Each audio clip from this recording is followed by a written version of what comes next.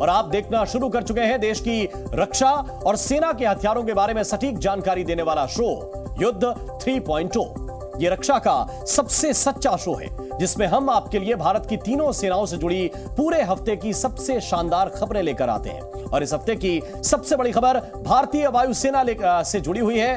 भारत और अमेरिका की तीनों सेनाओं ने मिलकर 14 दिनों का सैन्य अभ्यास किया है। इस एक्सरसाइज का नाम है टाइगर ट्रायम्फ। दोनों महाशक्तियों की सेना के बीच यह अब तक की सबसे बड़ी एक्सरसाइज है।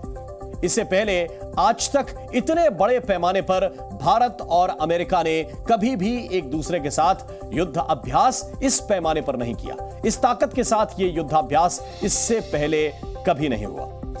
यह सैन्य अभ्यास 2 चरणों में आयोजित किया गया। इसका एक एक डिटेल हम आपको बताएंगे। 18 मार्च को विशाखापट्टनम में इसकी शुरुआत हुई और 31 मार्च यानी कि आज ये पूरा हो गया। वर्ष 2019 में इस अभ्यास को भारत और अमेरिका ने मिलकर आरंभ किया था। यह वो समय था जब हिंद महासागर में चीन की नौसेना का दखल लगातार बढ़ने लगा। मतलब यह है कि चाइनीज नौसेना का मुकाबला करने के लिए भारत अमेरिका एक साथ एक्सरसाइज कर रहे हैं। दोनों देशों की सेनाओं की तस्वीर को आप देखेंगे तो आप ये बेहतर समझ जाएंगे कि इनका लक्ष्य चीन की नौसेना ही है। इस वर्ष हुए सैन्य अभ्यास में जो भारत का युद्धपोत आईएनएस जलाश्व शामिल हुआ, जिसकी मदद से समंदर के किनारे 1000 सैनिकों को उतारा जा सकता है। 1000 सैनिकों को समंदर के किनारे उतारा जा सकता है। इसमें भारतीय नौसेना के हेलीकॉप्टर और मिसाइलों से लैस युद्धपोत भी शामिल हुए। इसके अलावा अमेरिकी नौसेना, मरीन कोर और अमेरिका की थल सेना ने भी इस युद्धाभ्यास में हिस्सा लिया। अक्सर ऐसे अभ्यास में यह कहा जाता है कि दोनों सेनाएं एक दूसरे के काम करने के तरीकों को समझने की कोशिश कर रही हैं। हालांकि इसका सीधा मतलब यही है कि आगे चलकर कभी भी दोनों सेनाएं मिलकर ऑपरेशन करना चाहती हैं और उसके लिए काम करने का एक तरीका, एक मैकेनिज्म तैयार किया जा रहा है। पिछले 14 दिनों से जी न्यूज की टीम ने इस युद्धाभ्यास पर नजर बनाए रखी। कई तस्वीरें और वीडियोस भी इसके आए हैं। उनकी मदद से हम आपको समझाएंगे कि आखिर भारत अमेरिका ने मिलकर महासागर में ऑपरेशन चीन क्यों लॉन्च किया। घातक युद्धपोत, हेलीकॉप्टर और सैनिक के साथ सागर किनारे युद्ध शुरू हो गया। भारत अमेरिका के सैनिकों ने मिलकर दुश्मन पर हमले की प्रैक्टिस की और ऐसी तस्वीरें इससे पहले न तो देखी गई हैं और ना ही कभी सुनी गई हैं। इन दो देशों ने कभी इतना बड़ा युद्धाभ्यास नहीं किया है। इतने सैनिक और हथियारों के साथ युद्ध का प्रदर्शन इससे पहले कभी नहीं हुआ है। जो तस्वीरें इस वक्त हम आपको दिखा रहे हैं उनको आप बहुत गौर से देखिए। वो दोनों देशों के बीच हुई आज तक की सबसे बड़ी सैन्य एक्सरसाइज है। सबसे पहले इन तस्वीरों से मिल रही खबर को आप समझिए। समुद्री तट के किनारे भारतीय नौसेना का हेलीकॉप्टर अपनी पूरी ताकत के साथ मंडरा रहा है। एक एक करके कमांडो इस हेलीकॉप्टर से नीचे उतर रहे हैं। सेना ने पहले ही वहां पर एक खास तरह का धुआं फैलाया था जिससे दुश्मनों की नजर इन सैनिकों पर न पड़े। यह धुआं किसी पर्दे की तरह इनको छिपाए हुए था। समंदर के तट पर एक बख्तरबंद गाड़ी मौजूद थी और इस गाड़ी पर गोलियों का कोई असर नहीं पड़ा। यह हम सब आपको इसलिए बता रहे हैं कि कुछ इसी अंदाज में यह ऑपरेशन हुआ है। सैनिक इसमें सवार होकर सुरक्षित दुश्मन के करीब पहुंच रहे हैं। इसके ठीक पीछे समंदर में एक युद्धपोत भी खड़ा हुआ था और ये बख्तरबंद गाड़ियां उसमें ही सवार होकर किनारे तक आई थी। अगर कभी किसी ऐसे देश पर हमला हुआ जो समंदर के किनारे बसा हुआ हो तो वहां की तस्वीर बिल्कुल उसी तरह की होगी जैसा इस ऑपरेशन के दौरान रखी गई। और दुनिया में बहुत से देशों में समुद्री तट हैं, इसीलिए भारत अमेरिका का टारगेट जो है वो ऐसे देशों में से कोई भी मुल्क हो सकता है। इसको हम आपको इस तरह समझाने की कोशिश करते हैं कि एक सिचुएशन ऐसी है कि समंदर के किनारे किसी जगह पर हमला करना है। वो द्वीप भी हो सकता है, वो कोई बड़ा देश भी हो सकता है, वो कोई एक शहर भी हो सकता है जो किनारे बसा हुआ है। अब युद्धाभ्यास में अमेरिकी सेना शामिल रही और उनके भी एक ताकतवर हेलीकॉप्टर में कई सैनिक सवार होकर पहुंचते हैं और वो कोई छोटा मोटा हेलीकॉप्टर नहीं था। एक हेलीकॉप्टर इतना बड़ा जिसमें 55 सैनिक सवार हो सकते हैं। समझिए आप कितना भयंकर और विशाल ये हेलीकॉप्टर है जिसमें 55 सैनिक जा सकते हैं। हजारों किलोग्राम का वजन वो उठाकर आसानी से हवा में उड़ान भर सकता है। और भारत और अमेरिका की तीनों सेनाओं यानी कि थल सेना, नौसेना और वायुसेना ने मिलकर 14 दिन तक समुद्र मंथन किया है। एक तरह से टाइगर ट्रायम्फ इसका नाम था इस एक्सरसाइज का। इसकी शुरुआत हुई थी 2019 में पहली बार। इसके बाद दोनों महाशक्तियों के बीच पहली बार तीनों सेनाओं वाली एक्सरसाइज का आरंभ हुआ था। इससे पहले भारत ने सिर्फ रशिया के साथ ही ऐसी 3 सेनाओं वाली एक्सरसाइज की है। मतलब अब भारत और अमेरिका के बीच भी संबंध और बेहतर होते जा रहे हैं और करीबी होते जा रहे हैं। और युद्धाभ्यास में और क्या क्या हुआ यह भी हम आपको समझाने की कोशिश करते हैं। भारत की थल सेना के साथ पैरा कमांडो, तोपखाने, कुछ विशेष इंजीनियर्स और ड्रोन के साथ एंटी ड्रोन साजो सामान से लैस सैनिक भी टाइगर ट्रायम्फ एक्सरसाइज का हिस्सा बने हैं। भारत के करीब 700 सैनिकों ने इसमें हिस्सा लिया। दोनों देशों के सैनिक बड़ी तादाद में वहां पर मौजूद रहे। अमेरिका के मुताबिक दोनों सेनाओं के बीच पार्टनरशिप को बढ़ाने के लिए ऐसे अभ्यास जरूरी हैं और असल में दुनिया की हर एक सेना अपने तरीके से युद्ध लड़ती है और तैयारी भी करती है, पर साथ मिलकर ऑपरेशन करने के लिए एक दूसरे की युद्ध नीति को समझना बहुत जरूरी है। अब भारत के साथ अमेरिकी सेना ने अमेरिका के सैनिकों ने अपनी पार्टनरशिप को और मजबूत कर लिया है। बॉन्ड और मजबूत हुआ है। अमेरिका की तरफ से यह बताया गया कि दोनों सेनाओं ने समंदर किनारे लैंडिंग की, एक फील्ड हॉस्पिटल भी तैयार किया गया और एक कैंप भी बनाया जिसमें लोगों को किसी प्राकृतिक आपदा के हालात में रखा जा सकता है। यानी भविष्य में कभी भी कोई प्राकृतिक आपदा आ गई तो दोनों देशों की सेना मिलकर बिना समय गंवाए लोगों की मदद सीधे कर पाएंगी। हालांकि सेना का काम तो जनता की मदद करने के साथ साथ देश की रक्षा करना भी होता है और भारत की सेनाएं, खासकर हमारी सेनाएं, समंदर में सुरक्षा के लक्ष्य को कई गुना तेज रफ्तार से पूरा करती हैं।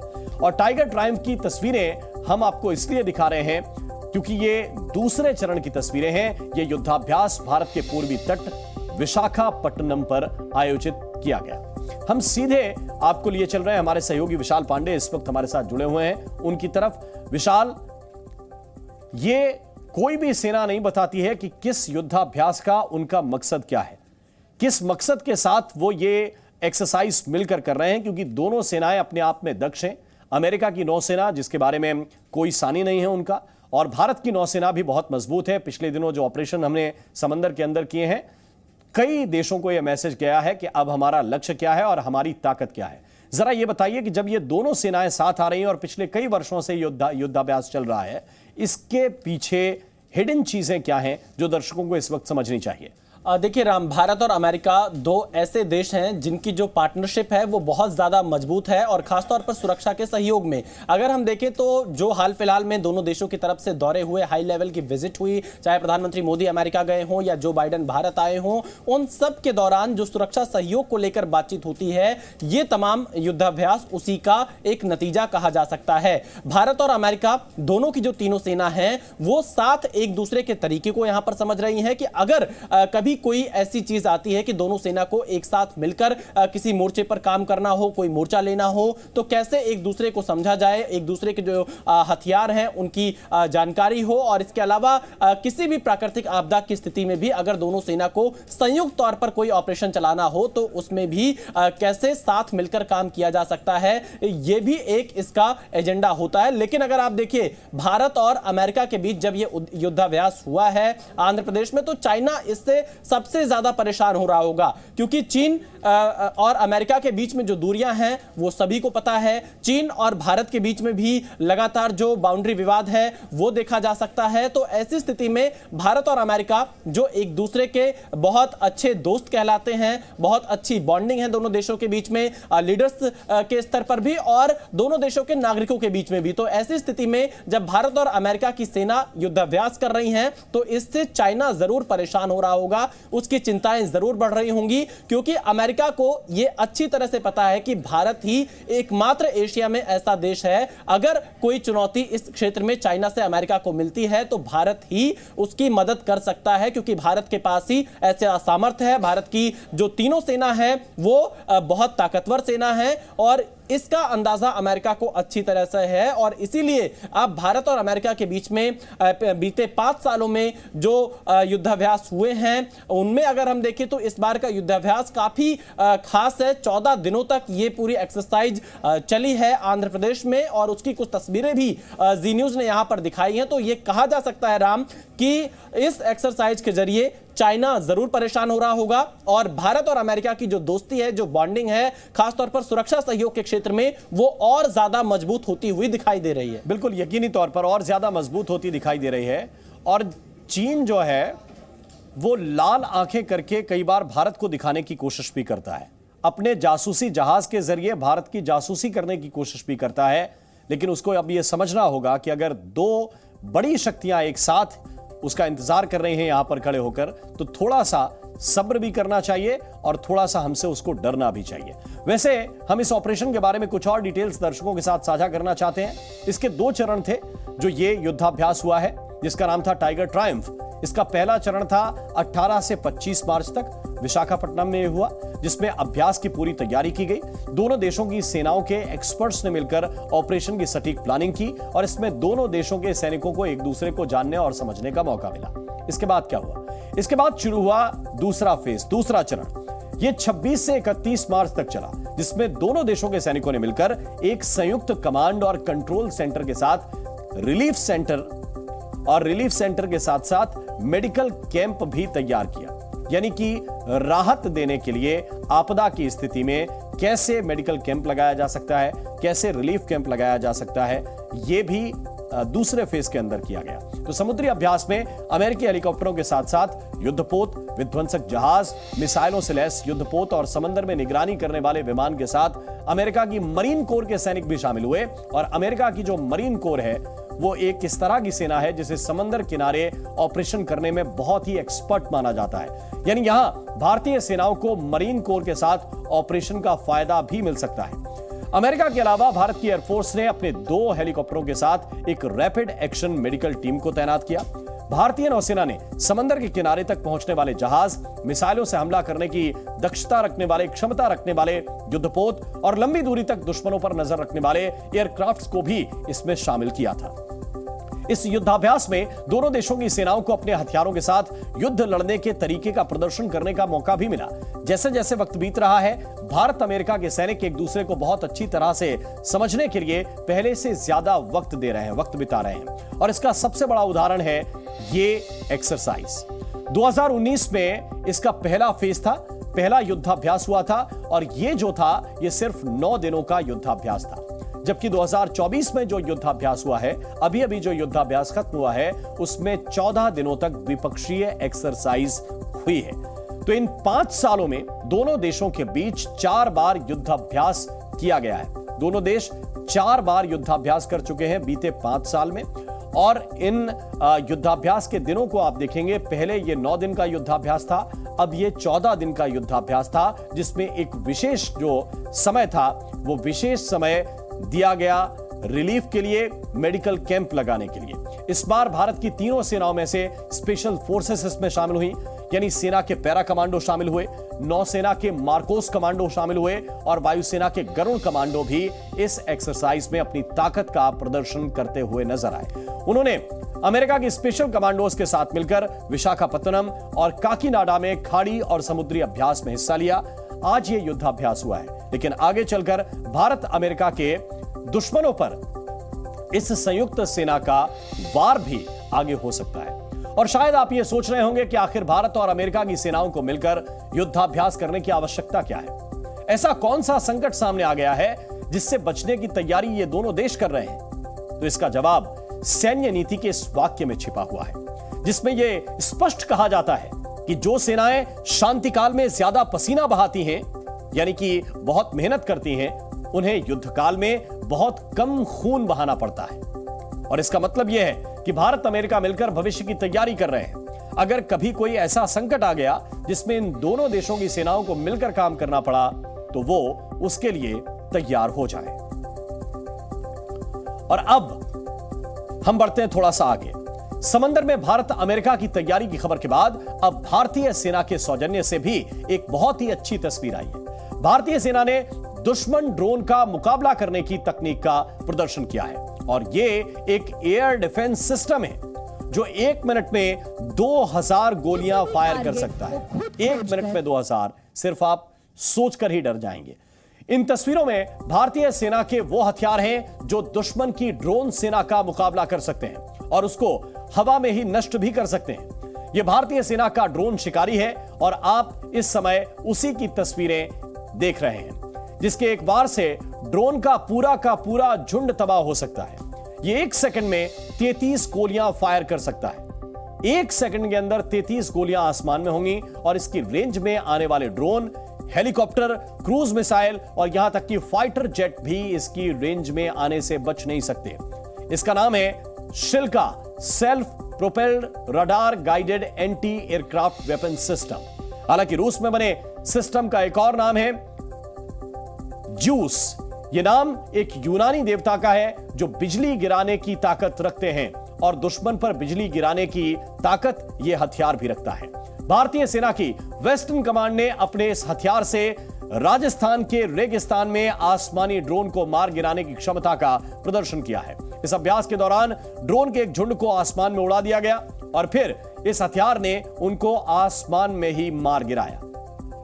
खासियत यह है कि इसका रडार सिस्टम खुद ही आसमान में मौजूद खतरे को ढूंढ लेता है और फिर गोलियों को उसी दिशा में फायर कर दिया जाता है।